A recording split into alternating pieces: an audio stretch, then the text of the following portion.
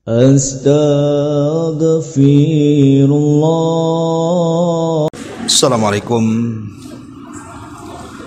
warahmatullahi wabarakatuh.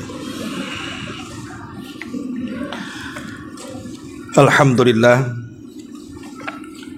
salatu wassalamu ala Rasulillah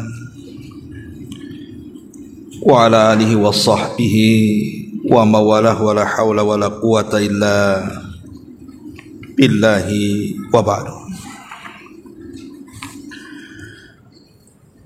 Alhamdulillah, segala puja dan puji hanya milik Allah subhanahu wa ta'ala. Salawat dan juga salam kita hadiahkan kepada Rasul kita Nabi besar Muhammad sallallahu alaihi wa ala alihi wasallam. Kita lanjutkan kembali kajian kita, masih membahas 175 jalan menuju surga karya Naib bin Mamduh Al-Suud, dan kita masuk pada poin ke-12, keutamaan orang-orang lemah dan juga orang-orang miskin dari kalangan kaum muslimin. Kita baca dulu dalil-dalilnya, baru kita terangkan. Di sini Nabi sallallahu alaihi wasallam bersabda, hal tungsaruna wa turzakuna illa bidu'aifikum. Tidaklah kalian dapat diberikan pertolongan dan juga diberikan rizki melainkan dikarenakan orang-orang lemah yang ada di sekitar kalian. Kemudian Nabi juga mengatakan, rubba ash'atha madfu'in bil abwab law aqsama 'ala Allahi la abarrah. Betapa banyak orang-orang yang kumuh dan dekil yang tertolak dari pintu ke pintu, namun jika dia bersumpah atas nama Allah, maka Allah pasti akan mengabulkan orang itu. Kemudian Nabi SAW juga bersabda, ala ukhbirukum bi ahlil jannah, kullu dha'ifin mutadha'ifin law aqsama 'ala Allah la abarrah. Ala ukhbirukum bi ahlin nar, kullu utullin jawadin mustakbirin. Maukah kalian aku habarkan tentang penduduk sorga? Mereka adalah setiap orang yang lemah dan dilemahkan manusia, yang jika bersumpah atas nama Allah, Allah pasti akan mengabulkan doanya. Dan maukah kalian aku kabarkan tentang penduduk neraka? Mereka adalah setiap orang yang kasar, yang kuat lagi sombong. Baik, di sini mu'alif rahimahullahu ta'ala atau hafidhahullahu ta'ala ingin menjelaskan kepada kita di antara sifat-sifat penduduk sorga. Siapa penduduk sorga itu? Mereka adalah orang-orang lemah dan juga orang-orang miskin dari kalangan kaum muslimin.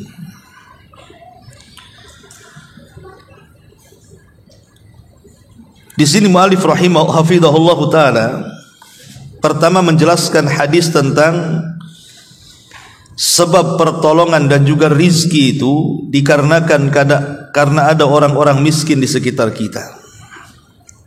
Hadis ini sebenarnya ada asbab wurudnya, kenapa Nabi SAW mengatakan seperti ini, bahwa tidaklah kalian ditolong dan diberikan rizki kecuali karena ada orang-orang lemah di sekitar kalian. Dahulu di zaman Nabi SAW ada seorang sahabat namanya Sa'ad ibn Abi Waqqas. Sa'ad bin Abi Waqqas itu ma'ruf, satu di antara sahabat-sahabat yang dijamin masuk surga. Jadi satu hari Sa'ad ini, karena ma'ruf Sa'ad ini diberikan oleh Allah Azza wa Jal rizki yang luas, kemudian juga badan yang kuat dan seorang pemberani. Jadi satu hari dia ketika hendak berperang bersama Nabi SAW, dia merasa bahwa dirinya itu lebih unggul dibandingkan yang lainnya, karena dia bisa berinfak dengan kekayaannya, dia bisa berjuang dengan keberanian dan kekuatannya. Seolah-olah saat ini merendahkan orang-orang di bawahnya, orang-orang miskin, karena dia merasa kaya dan kekayaannya bisa membantu Nabi SAW dalam berjihad. Maka Nabi SAW ketika itu marah kepada Sa'ad, karena seolah-olah Sa'ad ini meremehkan orang-orang yang mereka lemah, miskin, yang ikut terlibat dalam jihad. Maka Rasul mengingatkan kepada Sa'ad dan mengatakan, ya Sa'ad, hal tungsaruna wa turzakuna illa bidu'afaikum. Wahai Sa'ad, tidaklah kalian dapat diberikan pertolongan dan diberikan rizki melainkan karena orang-orang lemah, orang-orang miskin yang ada di sekitar kalian. Jadi hadis itu asbab wurudnya bercerita tentang Sa'ad bin Abi Waqqas. Dari sini kita tahu bahwa jangan pernah meremehkan orang-orang yang jauh kehidupannya di bawah kita, apalagi mereka orang-orang miskin, orang-orang lemah yang taat, yang nampak ibadah mereka di hadapan kita. Apa alasannya? Kenapa kemudian kita harus menghormati mereka? Karena ada hadis yang Nabi SAW menjelaskan alasannya. Kata Nabi SAW dalam sebuah riwayat, karena alasannya mereka itu kalau berdoa kepada Allah Subhanahu wa Ta'ala, pasti doa-doa mereka dikabulkan. Kenapa dikabulkan? Karena keikhlasan orang-orang miskin, orang-orang lemah itu jauh dibandingkan keikhlasan orang-orang kaya dan memiliki pangkat dan jabatan. Kenapa kemudian lebih ikhlas? Karena orang-orang yang memiliki kekayaan, pangkat ataupun jabatan, hati mereka terikat dengan dunia, sehingga ketika terikat dengan dunia itu susah untuk ikhlas jadinya, karena terbagi hatinya. Tetapi orang-orang miskin itu mereka tidak terikat dengan dunia, dunia saja tidak punya, jabatan aja tidak punya, apa yang mau terikat hatinya? Sehingga kalau seandainya mereka sholat, mereka bisa khusyuk karena enggak memikirkan dunia. Ketika mereka berdoa, mereka bisa khusyuk dalam doanya karena tidak ada yang dipikirkan lagi. Itulah sebabnya kemudian Nabi mengingatkan Sa'ad bin Abi Waqqas, ingat bahwa kemenangan perang itu bukan hanya ditopang oleh keberanian dan kekayaan saja, tapi doa-doanya miskin, orang-orang lemah dan miskin juga menentukan kemenangan. Karena yang namanya senjata dalam sebuah peperangan bisa dalam bentuk hissi dan bisa dalam bentuk maknawi. Artinya hissi itu mungkin dalam bentuk kekayaan, yang kemudian dengan harta itu bisa digunakan untuk membeli senjata, membeli kendaraan perang, dan juga keberanian. Tapi lebih daripada itu, kemenangan juga bisa dipahami secara maknawi. Ada hal-hal yang tidak bisa dilihat mata, berupa pertolongan Allah Subhanahu wa ta'ala. Makanya lihat di peperangan Nabi SAW, jumlah mereka tidak banyak. Terkadang jumlah mereka sedikit, lawannya pula banyak. Tapi Allah bisa menangkan mereka, Nabi dan juga para sahabat. Bukan hanya kekuatan para sahabat, karena sahabat sendiri dari segi jumlah sedikit, tapi lebih daripada itu karena pertolongan. Pertolongan ini disebabkan karena panjatan-panjatan doa orang-orang miskin yang tulus dan ikhlas, menyebabkan Allah menurunkan pertolongannya. Itulah sebabnya kenapa jangan pernah meremehkan orang-orang miskin yang ada di sekitar kita. Apalagi Nabi SAW mengingatkan dalam sebuah hadis, kata Rasul, syarrut ta'am ta'amul walimati yud'alahal aghniya wa yutrak al fuqara. Kata Rasul, makanan yang paling buruk adalah makanan walimah orang-orang kayanya lebih banyak diundang dan orang-orang miskinnya ditinggalkan. Jadi kalau ibu buat acara, entah pernikahan, entah pesta akikah, entah pesta apalah, makan-makan, kok dalam pesta itu sedikit orang miskinnya, lebih banyak orang kayanya, maka Rasul mengatakan itu makanan paling buruk. Makanan paling buruk itu makanan pesta yang tidak ada orang miskinnya, atau orang kaya jauh lebih banyak dibandingkan orang miskinnya. Kenapa demikian? Karena walimah ataupun makanan yang ibu sediakan dalam pesta itu rizki dari Allah Subhanahu wa ta'ala. Dan rizki itu Allah berikan kepada ibu itu disebabkan ada orang miskin di sekitarnya.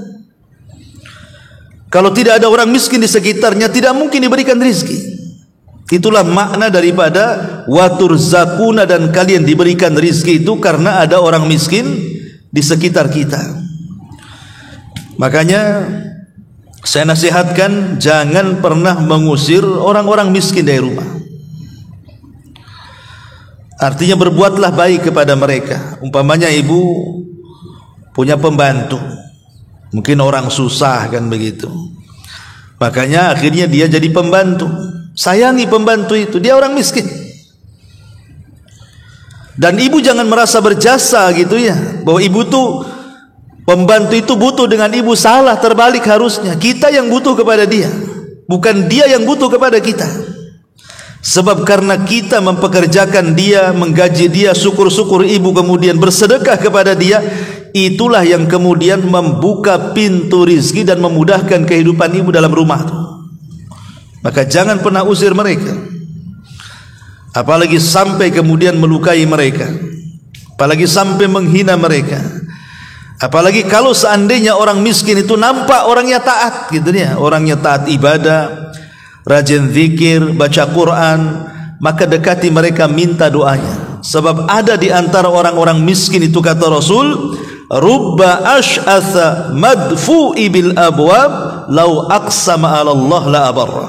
Betapa banyak orang-orang yang nampaknya kumuh dekil, yang tertolak dari pintu ke pintu, namun kalau dia berdoa kepada Allah tidak mungkin meleset doanya. Kita tidak tahu dari sekian orang-orang miskin di sekitar kita itu, boleh jadi satu di antara mereka itu ada yang mustajab doanya. Kita tidak tahu. Sempat kemudian orang-orang miskin itu mendoakan keburukan, apa enggak celaka kita? Ya, apalagi saya katakan tadi, orang-orang miskin di sekitar kita itu betul-betul mereka nampak taatnya, nampak solehnya. Maka minta, dekati, sayangi, minta doa kepada mereka. Boleh jadi mereka satu di antara orang yang mustajab doanya. Kita tidak tahu ya. Ma'asyiral muslimat yang dimuliakan Allah Subhanahu wa ta'ala. Makanya hadis Nabi SAW, ketika Nabi SAW mengajarkan doa kepada kita, salah satu doa yang diajarkan Rasul adalah Allahumma inni as'aluka fi'lal khairat wa tarkal munkarat wa hubbal masakin, kata Rasul. Ya Allah, aku meminta kepadamu taufik agar mampu mengamalkan kebaikan, menjauhkan dari kemungkaran, dan agar aku dicintakan dengan orang-orang miskin. Karena terkadang ada orang-orang yang sombong, merasa dia lebih tinggi dibandingkan yang lainnya, akhirnya merendahkan yang lainnya. Dan itu sifat penduduk neraka. Nanti disebutkan dalam hadis yang ketiga di sini. Ma'asyiral muslimat yang dimuliakan Allah Subhanahu wa taala. Berarti dari sini kita tahu bahwa ada keutamaan orang-orang miskin dan orang-orang lemah di sekitar kita. Karena Nabi SAW satu hari pernah ditampakkan sorga. Tiba-tiba kata Nabi SAW, fara'aitu aktsara ahlihal fuqara. Rupanya penduduk sorga itu kebanyakan orang-orang miskin. Kebanyakan yang masuk sorga duluan itu bukan orang kaya, justru orang miskin. Dalam riwayat, orang-orang kaya itu tertahan masuk sorga setengah hari dibandingkan orang-orang miskin. Tapi jangan pikir setengah hari kan sebentar Ustaz, dari pagi sampai zuhur dah setengah hari. Iya, setengah hari dunia. Setengah hari akhirat itu 500 tahun. Karena satu harinya di akhirat bila dibandingkan dengan kehidupan dunia itu 1000 tahun. Itu satu harinya akhirat. Berarti kalau setengah harinya 500 tahun. Orang miskin dulu masuk sorga duluan, baru orang kaya belakangan. Kenapa orang kaya di belakang kan masuk sorga? Karena pertanyaannya banyak. Nabi SAW mengatakan, la tazulu qadama abdin hatta yus'al an arba. Tidak mungkin bergeser kaki anak Adam itu sampai ditanya 4 perkara. Salah satunya kata Rasul, an malihi, soal hartanya, min aina iktasabahu wa fima anfaqahu, dari mana kau dapati atau dari mana kau dapatkan harta itu, kemana pula kau belanjakan. Lah orang miskin dua-duanya enggak akan ditanya, dari mana kau dapat harta, mana hartanya. Sehingga ada harta mau dibelanjakan pula, harta siapa yang mau saya belanjakan. Tapi orang kaya itu banyak soalannya, makanya dibelakangkan masuk sorganya, kalau masuk sorga. Dalam satu riwayat, jadi satu hari Nabi SAW pernah bersama Ummul Mukminin Aisyah radhiyallahu anha. Dan hadis ini dikeluarkan Imam Tirmidzi dari hadis Anas bin Malik radhiyallahu anhu. Nabi SAW berdoa, Allahumma ahyini miskina wa amitni miskina wahsyurni fi zamratil masakin yaumal qiyamah. Ya Allah, hidupkanlah aku bersama orang-orang miskin, matikan aku atau wafatkan aku dalam kondisi miskin, dan kumpulkan aku bersama orang-orang miskin pada hari kiamat. Tentu miskin di sini maksudnya jangan dipahami miskin tidak punya apa-apa, bukan. Maksudnya miskin di sini artinya tawadhu, orang-orang yang rendah diri. Dan biasanya sifat rendah diri itu ada pada orang-orang miskin. Orang-orang kaya itu umumnya mereka sombong. Jadi Nabi SAW meminta kepada Allah agar dihidupkan dalam kondisi rendah diri, diwafatkan dalam kondisi rendah diri, dan dikumpulkan bersama orang-orang yang rendah diri, dan umumnya mereka orang-orang miskin. Kemudian Aisyah radhiyallahu anha mengatakan, lima ya Rasulullah, kenapa wahai Rasul kau berdoa seperti itu? Kemudian Nabi SAW mengatakan, innahum yadkhulunal jannah qablal aghniya bi arba'ina kharifa ya Aisyah. Karena mereka, orang-orang itu akan masuk surga sebelum orang kaya 40 kharif, 40 musim, 40 tahun. Kemudian kata Nabi SAW, la taruddal miskin walau bisyikki tamra. Jangan pernah kalian menolak sesuatu kalau mereka meminta kepada kita, berilah walaupun hanya sebelah butir kurma. Ahibbi ya Aisyah al-masakin, cintailah wahai Aisyah orang-orang miskin itu. Wa qarribihim, dekatkan mereka. Fa innallaha yuqarribuki yaumal qiyamah, karena kelak Allah akan dekat kepadamu pada hari kiamat karena kedekatanmu kepada orang miskin di dunia. Lihat, sebab kedekatan Allah kepada kita pada hari kiamat itu disebabkan karena dekatnya kita dengan orang miskin. Berarti kalau diartikan dengan mafhum kebalikannya, jauhnya kita kepada Allah pada hari kiamat karena jauhnya di dunia kita dengan orang-orang miskin, begitu kan? Pemahamannya kan begitu. Maka beruntunglah orang-orang yang banyak berkawan dengan orang-orang miskin atau orang-orang susah yang tawadhu itu. Kemudian juga disebutkan dalam sebuah hadis, ketika Nabi SAW berkisah tentang seorang tabi'in. Tabi'in ini generasi setelah sahabat. Sebenarnya orang ini sezaman dengan Nabi tapi tidak berjumpa dengan Nabi, makanya tidak dikatakan sahabat, dia tabi'in. Kisahnya ma'ruf, ibu-ibu sudah tahu, kisah seorang Uwais Al-Qarani. Uwais Al-Qarani ini orang susah, tapi orang soleh dan sangat berbakti kepada orang tuanya. Nabi SAW sampai mengatakan para sahabat, nanti sepeninggalku siapapun yang berjumpa dengan Uwais Al-Qarani, mintalah doanya, karena kalau dia berdoa dan bersumpah kepada Allah Azza wa Jal untuk meminta sesuatu, dipastikan Allah akan kabulkan permintaannya. Betul, sepeninggal Nabi semua sahabat ingin mencari Uwais namanya, tapi kan gak ketemu siapa Uwais ini. Baru di zaman Umar bin Khattab, Umar lah yang berhasil menemukan orang namanya Uwais ibn Amir Al-Qarani. Kemudian meminta doanya. Uwais pun heran, kok dia tidak lebih mulia dibandingkan Umar Amirul Mukminin karena dia sahabat Nabi, dan dia bukan sahabat Nabi, kenapa dimintai doanya? Barulah kemudian Umar radhiyallahu anhu menceritakan tentang kisah sabda Nabi sallallahu alaihi wasallam bahwa akan datang kepada kalian seorang laki-laki namanya Uwais Al-Qarani. Dulu punya penyakit sofak, kemudian ditinggalkan sedikit sebagai tanda bahwa dia adalah Uwais. Kalau engkau berjumpa dengan dia, mintalah doanya, sebab kalau dia berdoa pasti dikabulkan doa-doanya. Dari riwayat-riwayat ini, Bu, menunjukkan bahwa orang-orang miskin di sekitar kita itu terkadang ada orang-orang yang kalau berdoa kepada Allah Subhanahu wa taala mustajab. Makanya jangan pernah menjauh dari orang-orang susah. Siapa tahu di antara mereka pembuka pintu rizki kepada kita. Dan rizki itu kan tidak mesti uang kan, Bu. Rizki itu jangan terbayang kalau dekat dengan orang miskin nanti jadi kaya. Bukan itu saja. Rizki itu bukan hanya sekedar uang.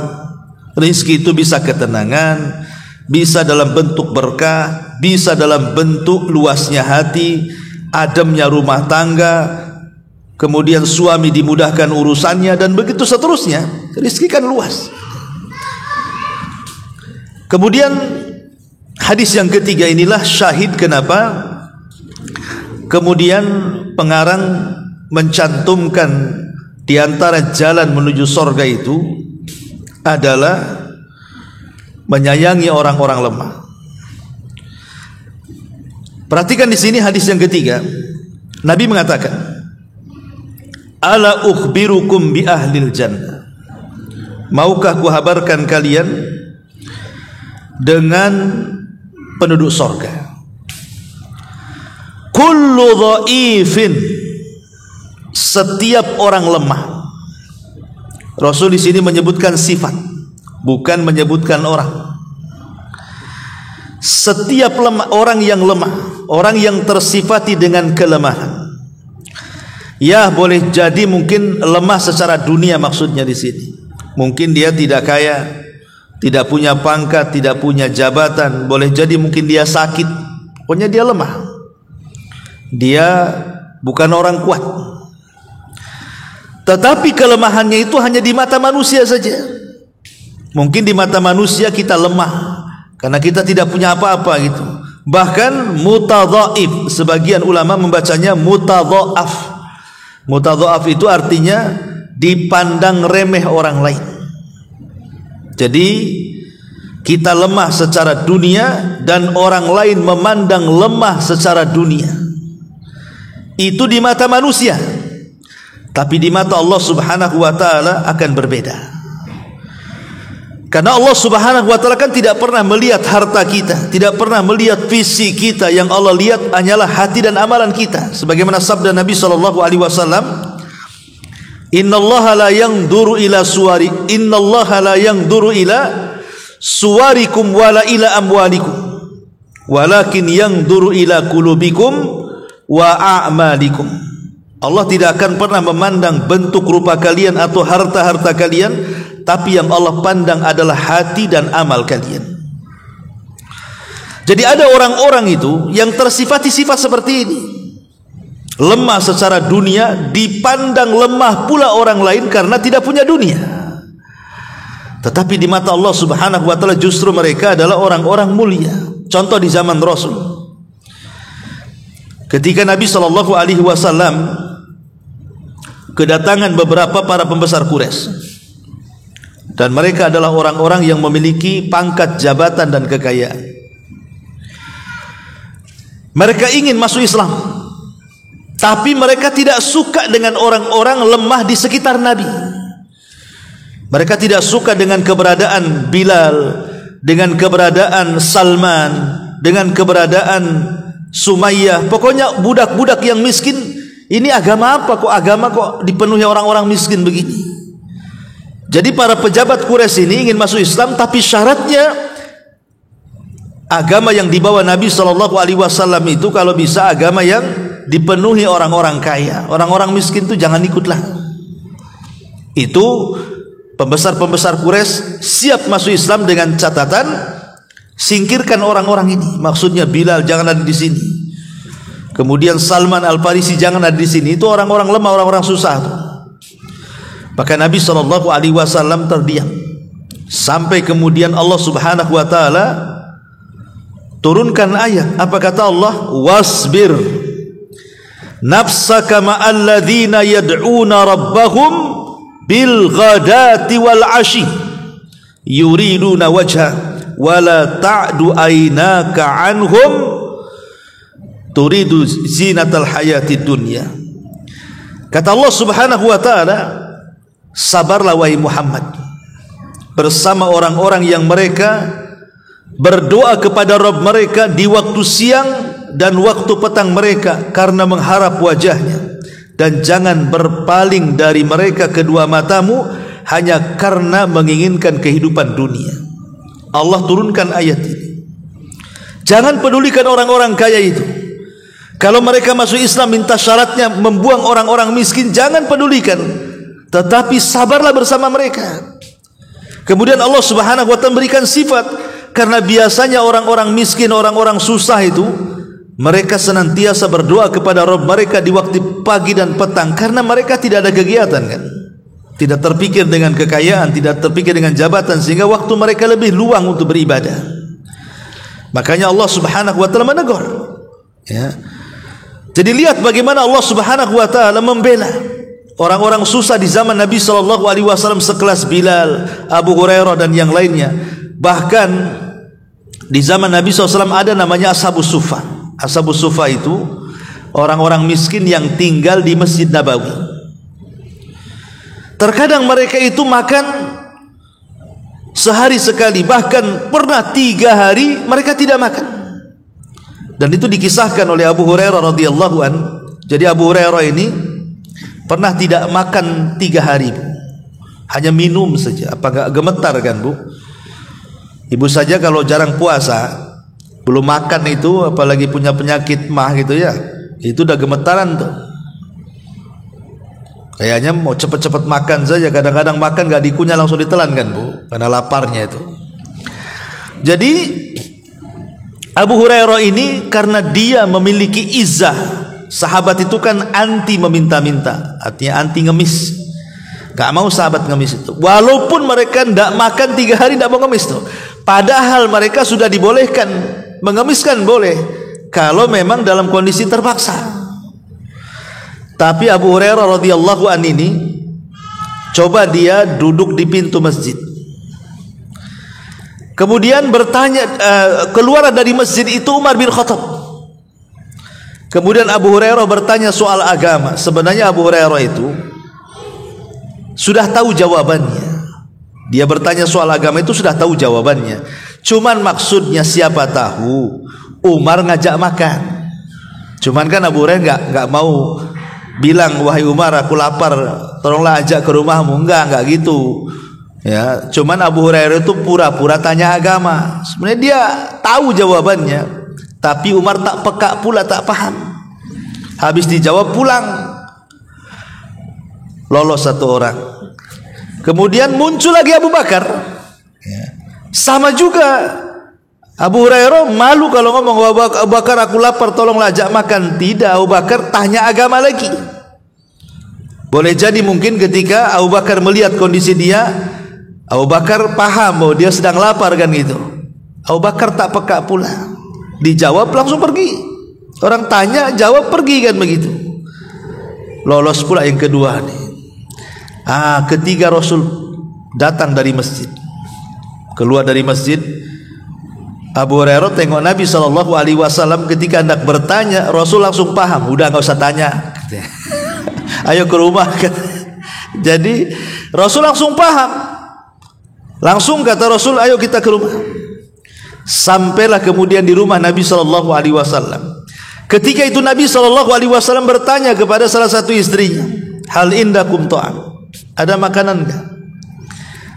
Kalau tidak salah Aisyah radhiyallahu anha mengatakan, wahai Rasul, tidak ada, cuman tadi ada orang yang datang memberikan hadiah berupa susu 1 bejana.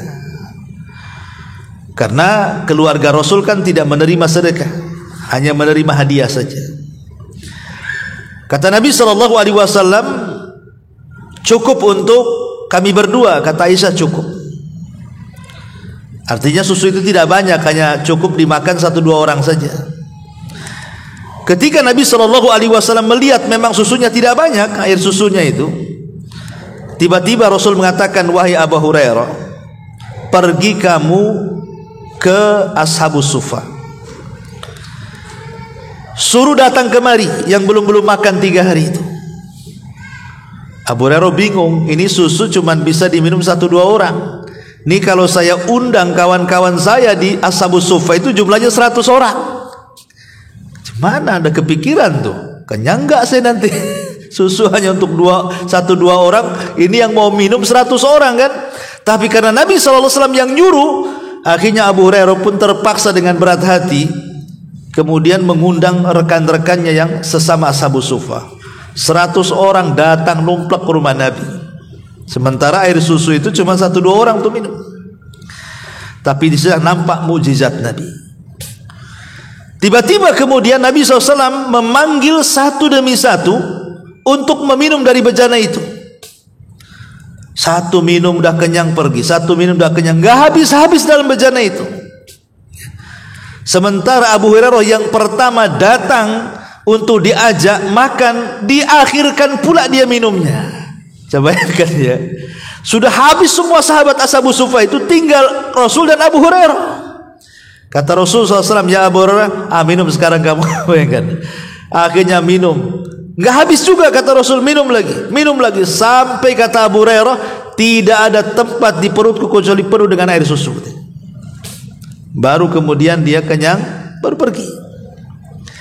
Lihat bagaimana kondisi Ashabus Suffah di zaman itu. Tapi lihat bagaimana Nabi SAW pendekatan dengan mereka luar biasa. Rasul tahu tanpa mereka Islam tidak akan ditolong, Islam tidak akan diberikan rizki. Makanya Nabi SAW sampai menampung orang-orang susah itu disebut dengan Ashabus Suffah. Coba alangkah indahnya kalau seandainya Allah berikan rizki kepada ibu-ibu, Kemudian ibu ini punya mungkin kawan orang susah, entah hidup di mana gitu ya, entah sebulan sekali bertandang, kasih beras, kasih minyak, kasih apa gitu kan. Itu luar biasa. Sebagaimana Nabi SAW juga merawat orang-orang susah, dan apa yang diberikan kepada mereka itulah yang dimakan Rasul dan keluarganya. Sampai pernah protes Ashabus Suffah ini kepada Rasul karena setiap hari hanya makan kurma saja, jarang ketemu roti. Karena mungkin kehidupan Rasul lagi susah, sehingga itu yang bisa dikasih oleh keluarga Rasul kepada Ashabus Suffah. Sampai mereka mengatakan, ya Rasulullah, pagi kurma, siang kurma, sore kurma, besoknya lagi gitu, apa enggak terbakar perut-perut kami ini, katanya. Kata Rasulullah, lalu apa yang bisa aku berikan? Itulah yang kami juga makan, apa yang kalian makan juga. Jadi kondisi Rasul kurang lebih dengan para sahabatnya seperti itu ya. Ini juga kadang-kadang pelajaran bagi kita. Kalau ibu punya pembantu, kadang-kadang dikasih lain lauk pula, yang ia makan lain pula kan itu. Itu tidak boleh seperti itu. Yang kita makan itulah yang kita kasih pembantu kita juga. Kemudian di sini Nabi mengatakan, ala ukhbirukum bi ahlil jannah kullu dhaifin mutadhaif atau mutadhaifin. Setiap orang yang lemah dan dilemahkan orang, tetapi terkadang lau aqsama 'ala Allah la abarra. Jangan salah. Terkadang ada orang yang lahiriahnya dia lemah secara dunia, dilemahkan juga orang lain karena dunianya, dihinakan karena dunianya. Tapi ingat, ternyata ada orang-orang tertentu dari kalangan orang-orang lemah dan orang miskin itu, kalau dia bersumpah, kata Rasul, artinya berdoa kepada Allah Azza wa Jal, la abarrahu, Allah pasti akan mengijabahnya. Tapi sebaliknya, Rasul menghabarkan tentang siapa penduduk neraka. Ala ukhbirukum bi ahlin nar, kata Rasul, maukah ku habarkan kepada kalian tentang penduduk neraka? Kullu utullin. Yang pertama utul. Utul itu orang yang keras, Bu. Orang yang keras hati, kalau ngomong jarang senyum. Nah, kalau bicara itu kaku, kalau keluar kadang-kadang kasar, kalau ngomong itu tidak enak, itu namanya utul tuh.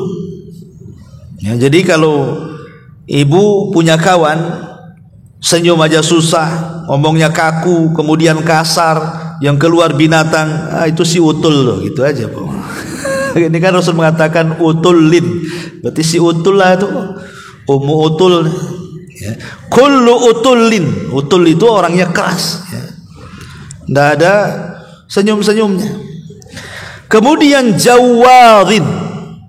Jawad itu artinya orang yang menumpuk-numpuk harta, kemudian tidak mau menginfakkan 1 sen pun kepada orang, hanya ditumpuk-tumpuk saja. Bakhil bahasa kitanya ya. Jawad itu orangnya bakhil. Kemudian mustakbir, sombong. Ini 3 sifat nih: kasar, bakhil, sombong. Itulah sifat penduduk neraka, kata Nabi. Makanya Nabi SAW ketika berceramah kepada orang-orang yang ada di pasar, apa kata Rasul?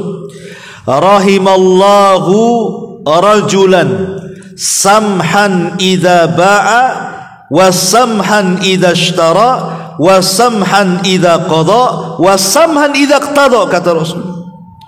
Semoga Allah merahmati orang yang mudah, supel bahasa kitanya ya, kalau menjadi pembeli, menjadi penjual, saat memberikan hutang, saat meminta hutang, atau saat ketika membayar hutang.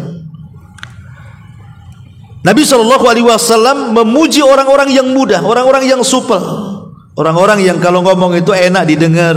Karena sudah saya katakan, Bu, orang kalau ngomong santun, yang ngomongnya saja senang, apalagi yang dengar. Kita yang ngomong itu senang, apalagi yang dengar lebih senang lagi. Tapi kalau orang itu yang keluar omongannya kasar, Bu, kita yang ngomong aja kadang nyesel. Kenapa saya tadi ngomong begitu ya? Yang dengar pula sakit hati.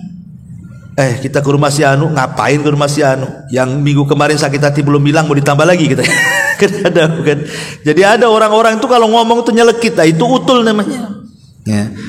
Adapun jawad, tadi saya katakan orang yang menumpuk-numpuk harta, kemudian memegangnya, tidak mau lepas. Padahal ada istilah para ulama, Bu. Infak itu tidak menjadikan orang miskin, sebagaimana bakhil itu tidak menjadikan orang kaya. Ya. Infak itu tidak menjadikan orang miskin, bakhil itu tidak menjadikan orang kaya. Karena orang berpikir kalau bakhil itu jadi kaya, itu berpikirnya begitu dia. Ketika harta itu tidak disedekahkan, kan perasaan dia bisa ditumpuk-tumpuk, bisalah kebeli ini kebeli itu. Kata siapa? Takdir Allah itu sudah jelas. Ketika ibu berada di rahim ibu, malaikat sudah datang, rizkimu sekian, ajalmu sekian, bahagiamu sekian, matimu loh sekian. Semua sudah ditakdirkan semuanya.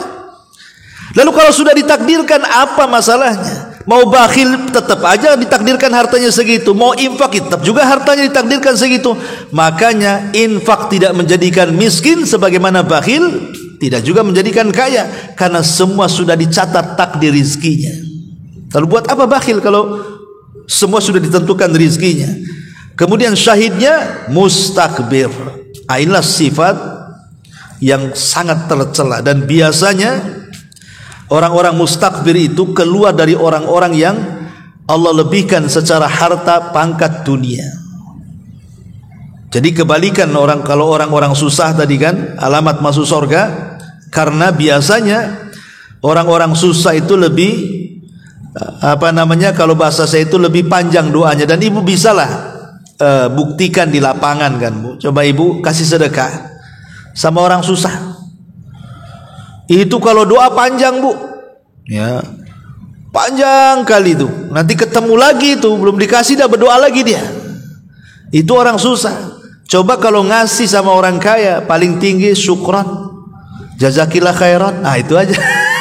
Orang kaya itu kita ngasih itu paling tinggi syukur, jazakillah khairan aja, nggak ada embel-embelnya. Tapi kalau kita ngasih sama orang susah itu, masya Allah, Bu, oh semoga ibu dikasih sehat, semoga ibu dikasih berkah, macam-macam doa tuh dia kasih, coba ya. Dan itu yang kita kehendaki dari orang-orang susah itu sebenarnya.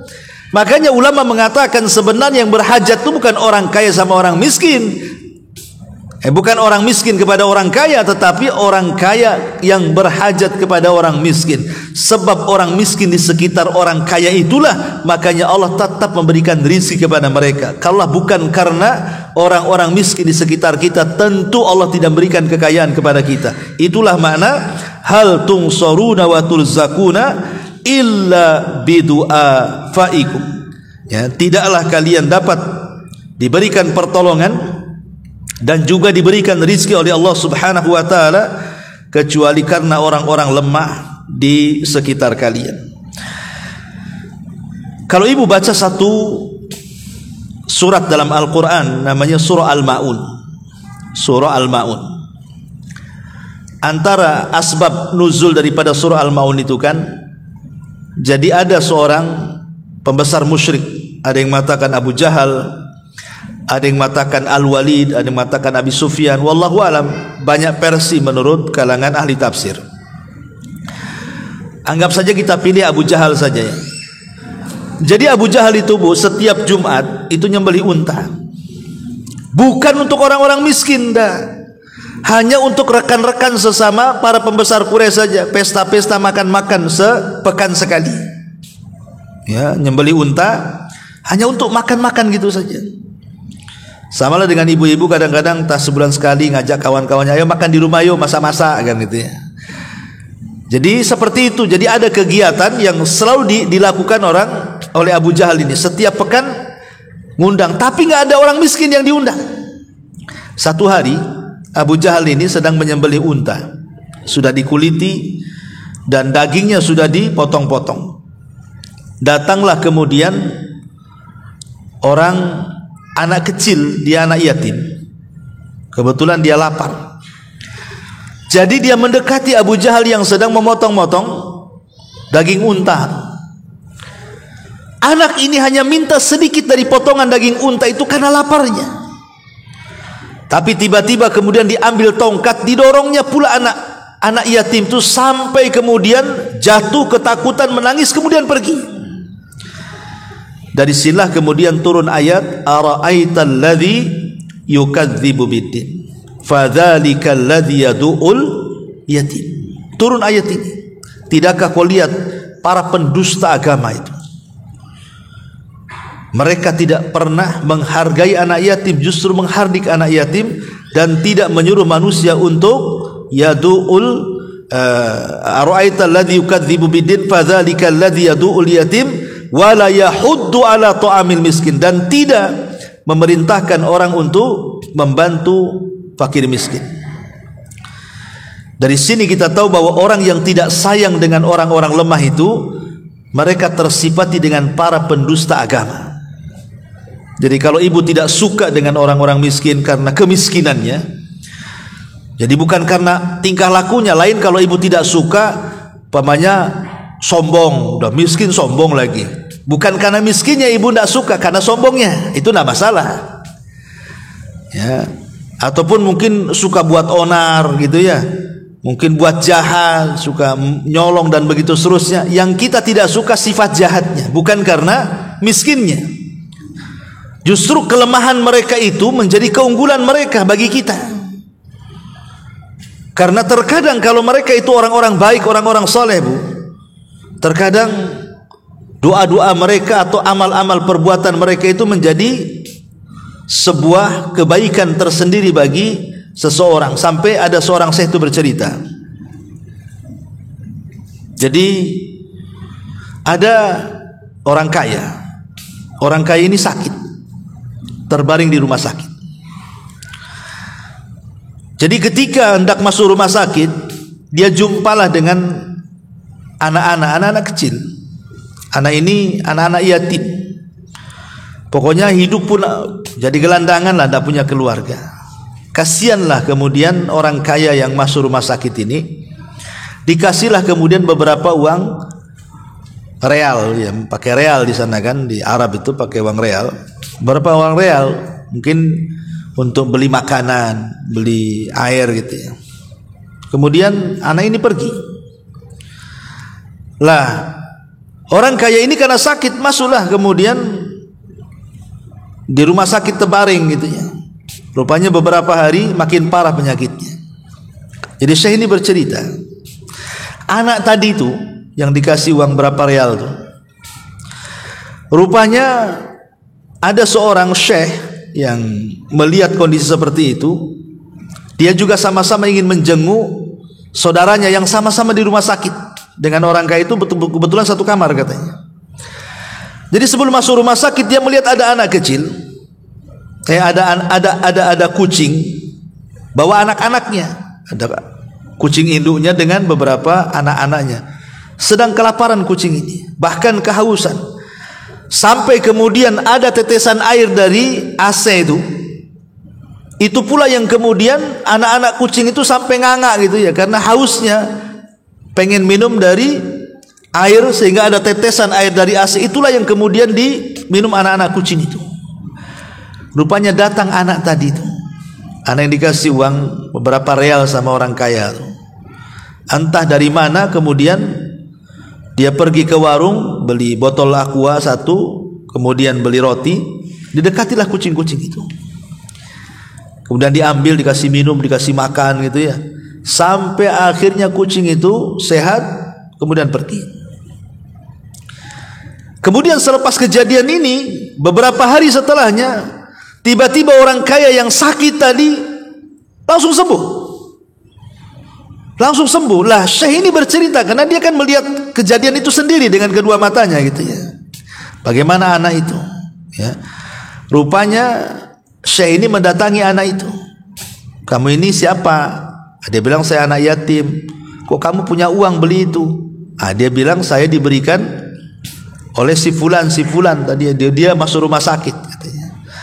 Rupanya ketika Syekh itu ada di rumah sakit, rupanya nama itu berjejeran dengan saudaranya di satu ruangan, dan dia sudah sembuh. Kemudian diceritakan, ya, oh rupanya kamu yang namanya si Anu. Loh kamu tahu? Iya, tadi ada anak kecil nolong kucing itu, karena katanya kamu yang ngasih uang sama dia. Aku lihat anak itu dengan ikhlas ngasih makanan, ngasih minuman sama kucing itu, sampai kucing itu sehat. Ketika kucing sehat, rupanya kamu juga sehat gitu. Subhanallah, coba bayangkan. Ini kan keajaiban dunia ya, keajaiban. Siapa yang memberikan kesehatan coba? Wasilah anak-anak itu kan, anak yang miskin, anak yang lemah, anak yang yatim itu yang ditolong. Akhirnya menolong kucing, sehat pula kucing, yang ngasih uangnya pula sehat kan itu. Luar biasa. Ini kan keajaiban dari Allah Subhanahu wa taala. Dari situ maka jangan pernah remehkan orang-orang miskin di sekitar kita. Wallahu alam. Ini poin yang ke-12 tentang keutamaan orang-orang lemah dan orang miskin dari kalangan kaum muslimin. Taib, sebelum saya tutup, kalau yang bertanya silakan.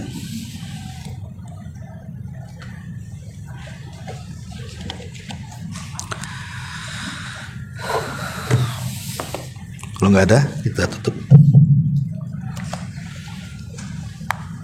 Ustaz, yeah. Bagaimana kalau dengan yang kita mendatangi misalnya orang miskin itu memberikan sesuatu, bisa sedekah gitu, terus meminta untuk didoakan dalam suatu hal, mana yang lebih afdal? Misalnya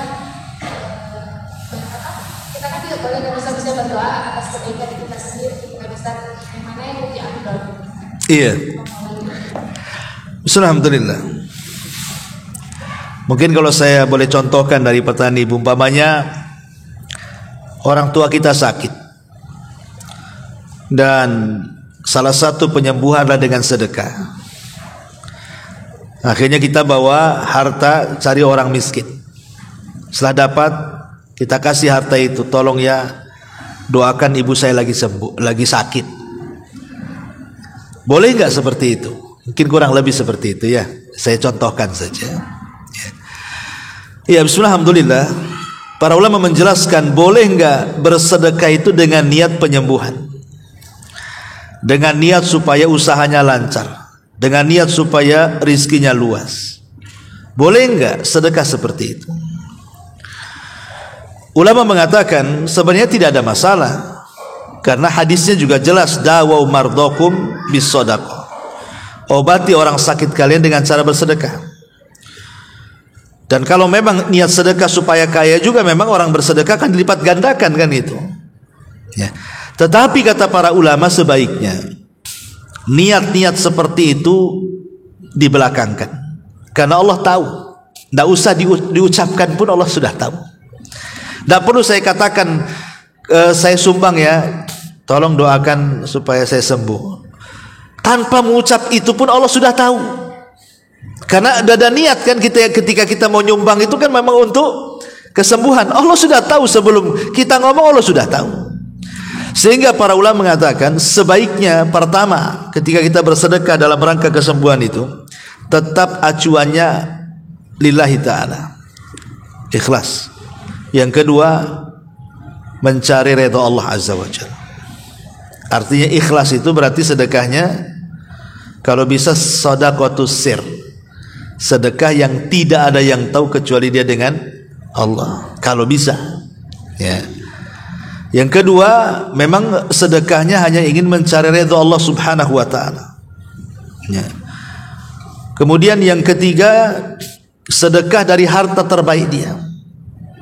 Harta yang terbaik itu maksudnya harta yang paling halal yang ia punya. Jangan kemudian bersedekah dari harta haram. Betul-betul harta terbaik dia apa ya. Kemudian juga yang keempat, jangan menyakiti orang yang diberikan sedekah, karena percuma nantinya diungkit-ungkitnya dan begitu seterusnya. Barulah terakhir bicara soal apa sih tujuan sedekah itu, untuk kesembuhan, untuk usaha, untuk apa kan itu. Jadi tujuan dunia itu dibelakangkan gitu ya. Tetap tujuan agama itu dikedepankan. Dan Allah Maha tahu. Sudah terbukti. Dulu di zaman salaf ada seorang imam namanya Imam Hakim. Imam Hakim itu kalau kita membaca hadis Nabi, kan biasanya di ujung hadis itu ada riwayat, hadis ini riwayat Bukhari, hadis ini riwayat Muslim, hadis ini riwayat Abi Dawud, hadis ini diriwayat Imam Hakim dalam Mustadraknya. Kan itu ada kadang-kadang disebut Imam Hakim. Dan dia punya karya namanya Mustadrak. Jadi Imam Hakim ini satu hari dia sakit. Ada beberapa luka di badannya yang sampai bernanah berdarah itu tidak sembuh-sembuh. Sampai dia beberapa kali datang ke tabib, tidak juga kunjung sembuh Imam Hakim ini. Sehingga akhirnya satu hari dia hadir di majelisnya Al-Imam As-Sabuni. Al-Imam As-Sabuni pengarang kitab Aqidah Ashabil Hadis, namanya Imam As-Sabuni.